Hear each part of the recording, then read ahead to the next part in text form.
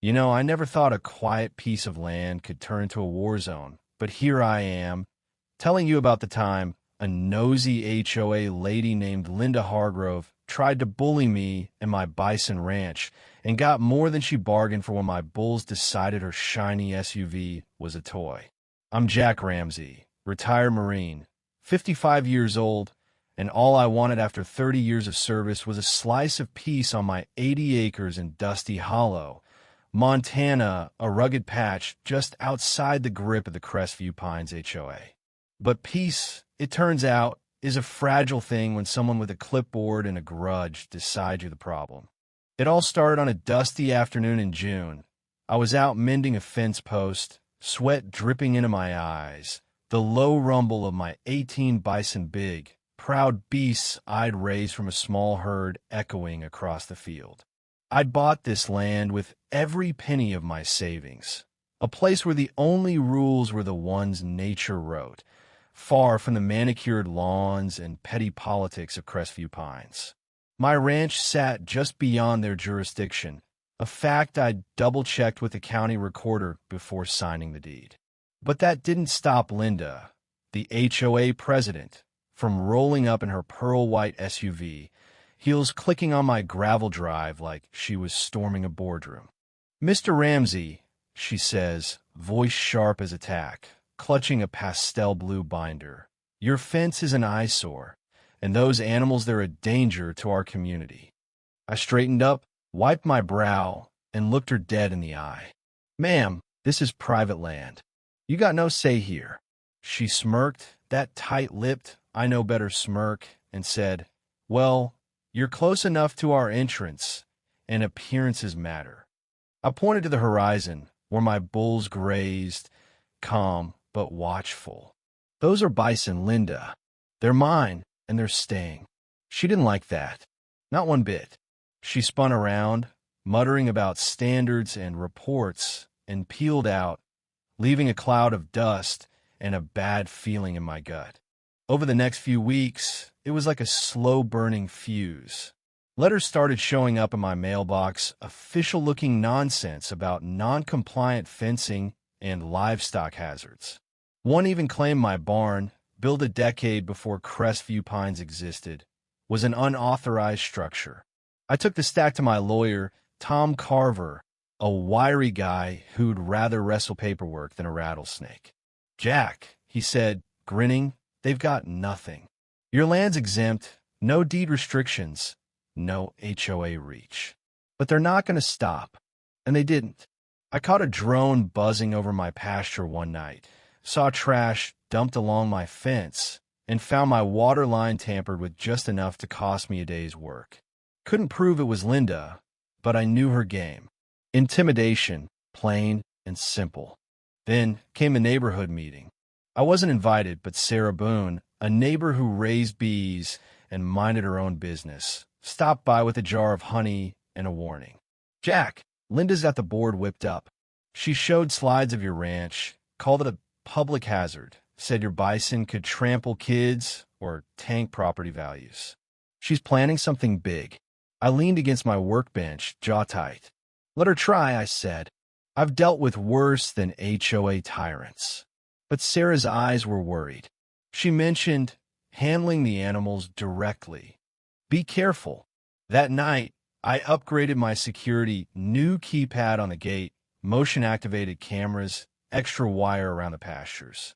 I wasn't looking for a fight, but I'd been in enough to know when one was coming. The first real showdown hit on a crisp Saturday morning. I was in the barn, spreading straw for the calves, when I heard tires crunching way too close. I stepped out, and there was Linda, strutting up my drive like she owned it, her SUV parked crooked at the gate, one tire half in the dirt. She had a camera in one hand, a folder in the other, and a shiny HOA badge pinned to her blazer like it was a sheriff's star. "Morning, Jack," she chirped like we were old pals. "I'm here for an inspection. Your barn might be violating easement lines." I walked toward her, slow, boots heavy on the gravel. "You're trespassing, Linda. You passed 3 signs that say so." She didn't blink, just snapped a photo of my barn. "This will be quick. It's for documentation. I stop 5 feet from her, my bulls grazing in the distance, heads up, watching her. You see those signs? Private property. Livestock area. Enter at your own risk. You've got no business here. She tilted her head, smug as ever. As HOA president, I'm obligated to protect our community's image and safety. Your bulls are a threat, and that fence is an abomination. I almost laughed. Is that in the law? Or just your little binder? Her eyes narrowed, but she kept snapping photos, muttering about environmental permits and runoff. I stepped between her and the barn, not aggressive, just solid. Last warning, Linda, leave. Then she made her first mistake. She reached out, tried to brush past me like I was some mall security guard. My body tensed, years of muscle memory from combat zones kicking in. I didn't budge, just stared her down. For a split second, I saw it, fear flickering behind her sunglasses. She backed off, smoothed her blazer, and huffed. You'll hear from our legal team. Then she marched back to her SUV and sped off. I stood there, heart pounding, knowing this was just the start. I called Tom that afternoon. She walked onto my land, took pictures, ignored the signs. It's on camera. He whistled low. Send me the footage. We're posting a cease and desist on your gate tomorrow. If she tries again, we call the sheriff. The notice went up laminated, bolted, quoting county codes and my land's exemption in bold red ink. I added another trail cam, caught her SUV circling twice that week, but she didn't cross the gate. Still, the harassment didn't stop. Someone slapped an HOA violation sticker on my mailbox.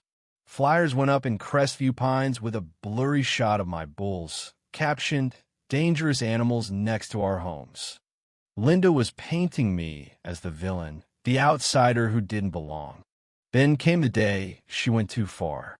It was a Wednesday, late afternoon, the sun dipping low, my bison moving toward the shade trees. I was fixing a water line when I heard an engine roar, then the screech of tires. I dropped my wrench and ran, rounding the barn to see Linda's SUV inside my pasture. She'd punched in an old gate code, one I hadn't changed since a repair guy came by. My mistake. The gate was bent, her bumper scratched, and there she was, 30 yards in, windows up, scanning the field like she was on safari. 3 of my bulls, led by Titan, a massive 10-year-old with a scarred flank, were already facing her, heads low, nostrils flaring. I sprinted toward her, waving my arms.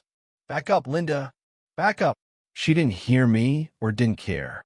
Then she honked a loud, sharp blast that echoed like a gunshot. Titan bellowed, a deep, bone-rattling sound, and charged. His head slammed into her SUV's side, metal crumpling like paper. The car rocked, Linda screamed inside, and another bull, Rex, joined in, ramming the rear. The tail light shattered, the back wheels lifted off the ground. Dust exploded everywhere. I was shouting Titan's name, my voice raw, trying to pull their focus. Linda flung open the door, stumbled out, and tripped on her heels, hitting the dirt hard. Her scream was pure panic, high and shrill. I vaulted the outer fence, arms wide, yelling deep and primal, the kind of sound you learn in war to cut through chaos. Titan paused, snorted, chest heaving. Rex pawed the ground but didn't charge. They backed off, not because of me, but because they'd made their point. I crouched by Linda, who was sobbing into her blazer. "Are you hurt?" She clutched her purse, glaring through tears.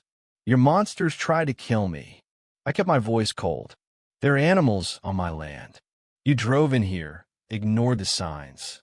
You're lucky they stopped." She limped to her wrecked SUV dented panels, cracked window, one tire flat, and sped off without a word. The footage from my cameras caught it all: the gate breach, the honk, the charge, her screaming exit. I backed it up to 3 cloud drives, called Tom, and sent it over. "She's going to sue," I said. "Bet on it." He laughed grimly. Let her. We got her dead to rights. Sure enough, Linda filed a lawsuit negligence, emotional trauma, vehicle damage, demanding my Bison be removed. But she didn't know I'd already called Dan Carter, an old Marine buddy turned county wildlife officer. Jack, he said, your land protected under federal livestock laws. She trespassed into a preserve. Send me the video. We'll bury any animal cruelty claims. The lawsuit was a circus, but the real bombshell was Linda's own live stream. She'd set it up on the HOA's YouTube channel, unapproved, to expose my dangerous ranch. It backfired spectacularly. The video showed her waving her binder, shouting, "Keep filming, they won't do anything," right before Titan flipped her SUV. It went viral, comments tearing her apart. Why was she on his land? Who honks at a bison? 2 HOA board members quit, distancing themselves from her stunt. In court, Tom was ruthless. He played the footage, showed the signs, submitted Dan's statement, and county records proving my land's exemption. The judge, a no-nonsense woman named Clara Holt, didn't blink. Ms. Hargrove, she said, you entered private property, ignored warnings, and provoked protected livestock. This case is dismissed. Then she greenlit my countersuit for trespassing, defamation, and harassment. Linda's lawyer begged for a settlement, but I shook my head. No deals. She wanted a fight. She's got one. We didn't just when we dismantled her. Emails surfaced of Linda plotting to scare Jack into selling. The HOA board, under pressure, issued a public apology, rewrote their bylaws to never touch non-member land again, and paid my legal fees. Linda sold her house and slunk off to some gated community in Arizona, last I heard. Good riddance. But the real victory wasn't the courtroom. It was what came after. I teamed up with Dan and a conservationist, Dr. Emily Voss, to start the Prairie Guardians program, teaching folks how to live near wildlife and respect property lines. My ranch became a learning hub, kids gawking at Titan, parents snapping photos, no longer scared but awestruck. One day, a young guy named Matt, a new homeowner from a nearby town, sent me a letter. Your story gave me the guts to stand up to my HOA. Thank you. That hit harder than any court ruling. Now, when I walk my fence line at dawn, Titan grazing nearby, the world feels right again. The land's quiet, but it's a living quiet, full of hoofbeats and birdsong. Linda thought she could tame what wasn't hers, my ranch, my bulls, my life. She learned the hard way. You don't mess with nature or a man who's fought for his peace. I'm not saying I'm a hero, but I held the line, and sometimes that's enough. So what do you think? Was Linda just a power-hungry busybody? Or did she have a point about community safety? Have you ever dealt with an HOA nightmare? Drop a comment. Share your story. I'm all ears. And if you like this tale, hit that subscribe button. There's more where this came from.